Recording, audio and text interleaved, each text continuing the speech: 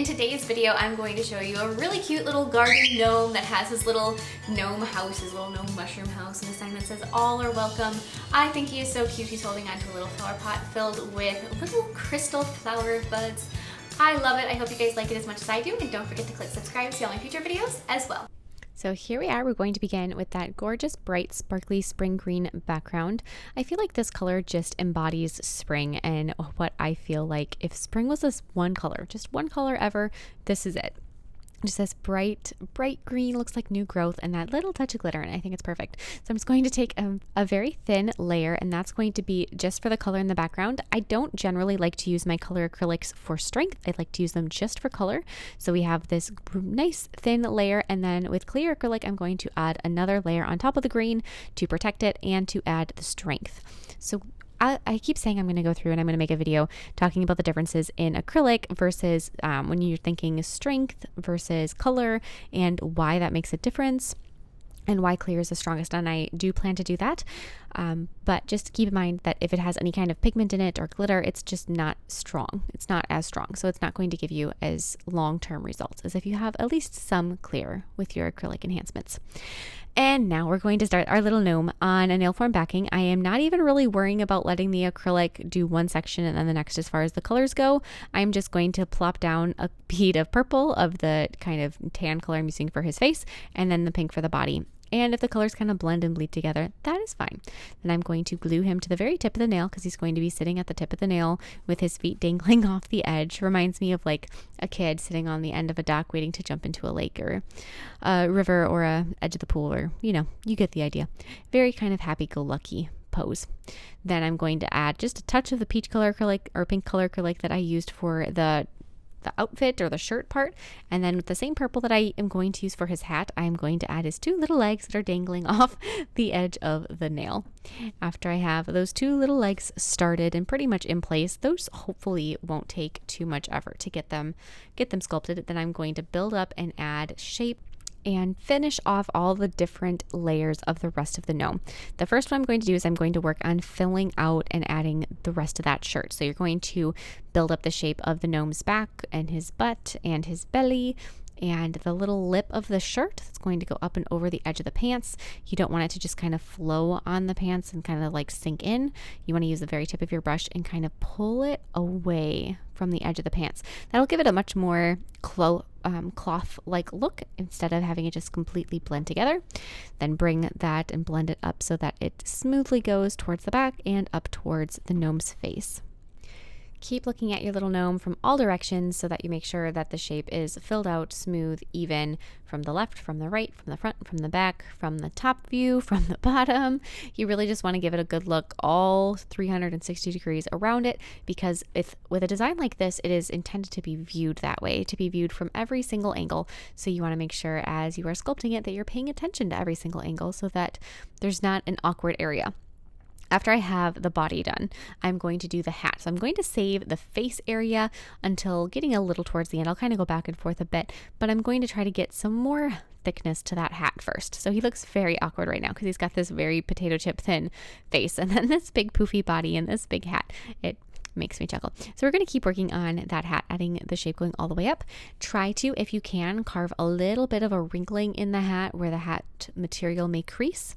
So if you have the places, especially right around the face, give it a little bit of a face wrinkle. That's really going to add a lot. I am now going to add some arms, so the same color that you use for the shirt. For me, that's that peachy pink.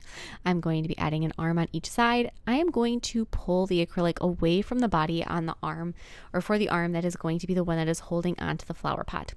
Your acrylic may not behave quite the same way that mine did, and for you, it may work better to have your flower pot in place first, glued down, and then try to sculpt the arm around it. My acrylic is very firm. It holds its shape very well, so I was able to do it this way. Now going in with white, I'm going to take and I'm going to sculpt his beard. So there's different gnome hair features that are commonly seen. The ones that I always seem to go back to and go between are the two braids going down, which I have a soft spot for because obviously I do like to have dual braids. That's how my hair was in the beginning of this video. But the little beard just wins out. It's just so jolly. So that's the way I decided to go with this. We've got the little beard. kind of continue down so there's a little bit of hair going across the back as well. And then with whatever color you want to be your gnome's nose, go ahead and add your gnome nose color, which is really fun to say. I highly recommend saying that at least 6 times just for the fun of it. And then last but not least, I'm going to add just a little more acrylic to the very tip of the hat. As you saw, that first bead was not cooperating, so get rid of it. Just swipe it away, do another one.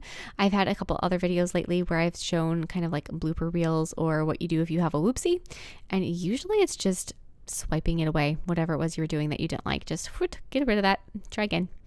On the end of a very narrow straw, I'm going to be taking some aqua colored acrylic and I'm going to make a nice little flower pot on there. You want to find the small straw pretty much that you can, because the gnome is really so tiny. You don't want the flower pot to overpower him. After that acrylic has cured, go ahead and file the very ends of it carefully so that the lines are nice and crisp and sharp. And then with acrylic or nail glue, place your flower pot in your gnome's arm. And usually for me, I find acrylic actually sets up quicker than nail glue does. But if you are a nail glue preferred person, then go ahead and use whatever works best for you. With a medium tone brown, I'm going to be adding his shoes. I didn't want to do anything too dark because I wanted to keep the entire gnome on the softer pastel side. I'm going to use the same brown that I used for my gnome's boots for the gloves. If you didn't want to use the boot color, if you wanted to go in with the same as the nose color, you could definitely do that. I just thought there'd be a higher contrast with my peachy colored shirt if I used the brown and gave him like gardening gloves instead. So that was a choice, and depending on what your color scheme is, you can switch it up however just seems to be the best for your gnome. And now with the same color that I used for my flower pot before, I'm going to add a thicker rim around the very top edge. That will give it so much shape and really sell that it is a flower pot. And I'm going to also try to fill in the bottom of my flower pot. And of course, I'm going to need to add the little glove that is holding onto it as well. And while I've got that color out, I'm going to use the exact same color to fill in my flower pot with my dirt. If you weren't trying to keep in a pastel color theme, I would use a darker brown inside the flower pot. Not something super dark or super different, but just a little bit, just to kind of give that a bit of a difference between the boots, the gloves, and the flower pot, so they weren't all exactly the same. I'm going to now use a soft tan color, and I'm going to sculpt a cylinder around the base of a straw. Once again, this time it's going to be for the gnome home.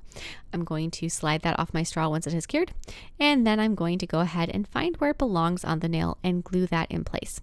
By glue, I just mean attach. So you can use nail glue, or once again, you can use acrylic, whatever seems to be your preference. Now, using more of that color, whatever color it is that you're using for your mushroom bottom, I'm going to be blending that down into the nail and thickening up the base. Mushrooms usually seem to be depicted with a nice wide base and then kind of narrowing. So I'm going to create that shape at this point by just really placing a heavy-handed acrylic bead at the very bottom where this mushroom is touching the ground, and then pulling it up towards the top of that mushroom stem. And then kind of just running my brush tip right along the very edge. That'll kind of give it that rounded bottom. And then the very tip of the bristles up through, dragging the brush through a bunch of times to create the veining in the mushroom. Using that brown that I keep coming back to for everything, I'm going to add the door of my little mushroom house. Same thing, if you weren't trying to stick to pastels, you could definitely use a different color to add the door, or a darker color, or just something totally separate. I'm now going to take kind of a corally pinkish, almost red color, and I'm going to sculpt the top of my mushroom on the end of a eyedropper. After that has cured, you can pop it off just like you did from the straws, and then I'm going to take my e-file and I'm going to kind of carve out a little bit of the inside so that it'll fit nice, add some white acrylic on the inside, and then I'm going to set that on top of my little mushroom gnome home. Now, using a few shades of gray, white, black, brown, whatever colors you want to use for a little stone pathway, I'm going to add a path going from the gnome home to the gnome's bottom. As I am doing this, I am alternating my gray colors, which is pretty much what I'm sticking to, and just making it so that it's not the same color stone over and over and over again, trying to vary it slightly. But because I am sticking within the pastels, the colors between the two shades of gray is minimal. So it's not like I'm using white and black and all of these different colors within that. I'm just trying to keep everything very, very soft and very springy. So just those two colors, but really that's enough to create the difference and to add some texture to the little stone pathway. After I've got my pathway where I'm pretty much happy with it, I'm going to take more of my almost red and I'm going to build up some more shape to the roof of the gnome home. And it's really helpful. I don't know if you noticed, I had it upside down because I was trying to make some height on my roof. I was able to do that, and that will pull the acrylic down, which will give you some pretty easy, effortless height. I'm going to take my everything brown and I'm going to use that to create a little sign on my nail form backing. This was an afterthought that I just thought would be perfect on my little gnome scene. So I'm going to make this tiny little sign that says all are welcome. And it's one of those things that I feel like every little garden scenario needs. And so I'm going to then attach that to my gnome scene on the opposite side from where the gnome is holding onto the flower pot. I wouldn't put both of them on the same side. You want to try to keep it balanced. And by doing that, having these individual elements on opposite sides really helps that, especially since the gnome and the home are in center line. After you have your sign attached, then you can go through with acrylic paint and do the rest of your detailing. You can add whatever sort of patterns you want to your gnome. There are so many options. I saw some really cute little ones where they had like a flowered hat, like daisies on their hat, or just different things. There's so many different choices that you can go with. So definitely have fun with it. And I know I say that about so many things so many times with my videos. I'm like, it's okay, just have fun with it. And it's true, don't overthink it. Be like, purple hat, purple stripes. Sure, I like it. So go through, add whatever details you want to your gnome's outfit. If you want to add some stripes or some polka dots or some shading, whatever seems to float your boat, that is the way to go. As you are watching me do all of my acrylic painting and detailing and outlining with whatever colors seem to be appropriate for the moment, I'm going to quickly just do a public service announcement. If you follow along and you watch a lot of my videos, you may notice there's somebody missing from my intro on this video and will be from the next few at least. I have always told Melody it is completely her choice. She's my daughter, so if you don't know, if you watch some of my other videos, you'll see a cute little curly haired girl in the front of my videos. But I have always told her that it is completely her choice if she wants to be in my videos, if she wants to do it, whether or not she wants her face painted or to wear lipstick or whatever she wants. It's her choice. On the day that I was recording the intros for this video as well as the next few, I gave her that option. I said, Melody, just so you know, I'm going to go record intros. Do you want to come with me?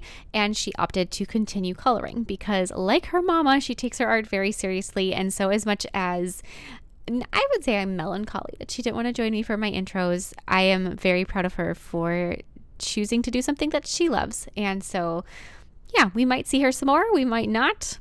Otherwise, if she decides to participate in my videos more in the future, you'll get to see her more. It's up to her. So I thought I would just mention all of that in case somebody was curious. She's not ill or injured or anything crazy. She's just coloring. She's got, important colors to do. So there we are. Going through the rest of this gnome, I did some detailing. I kind of gave a wood grain to my little sign. I'm going to write the all welcome. I added some polka dots to the roof of my gnome home and a doorknob in the same purple shade as I used on my gnome's hat. But this is the same moment. Enjoy the process of designing all of these little spots on your gnome scene. One thing that would be really cute if you wanted to is you could continue that crystal flower motif and you could add some more crystals here and there on the ground if you wanted to kind of pull more of that glitz into this. That would be a good way to do it. I'm going to put some gel sealer over my green grassy background, some matte top coat over my gnome, over the sign, over the mushroom house, but not the roof. Over the roof, I'm going to use a 3D glaze, which will give it a slight satin finish. And then for the finishing touch on everything besides those little crystals, I'm going to put a puffy 3D gel. This is it's called Frosting from Madam Glam is that specific gel that I'm using for this. And I'm going to use a dotting tool and I'm just going to kind of plop it on top of the white polka dots on the roof. That will give them a lovely rough kind of texture, not super perfect little bumps on the roof, but just kind of like lumpy, which is what I wanted. And then I'm going to put some more of that gel inside my flower pot, grab 3 crystals, 2 green, 1 pink, and that will complete the whole thing. That'll complete everything. It is so cute. I absolutely adore how it turned out. I think it just really, everything about it just screams spring to me, which is one of my favorite times of year. I love watching new things grow, and this is the best time for it. I hope you like this design, and I will see you all next time. Bye.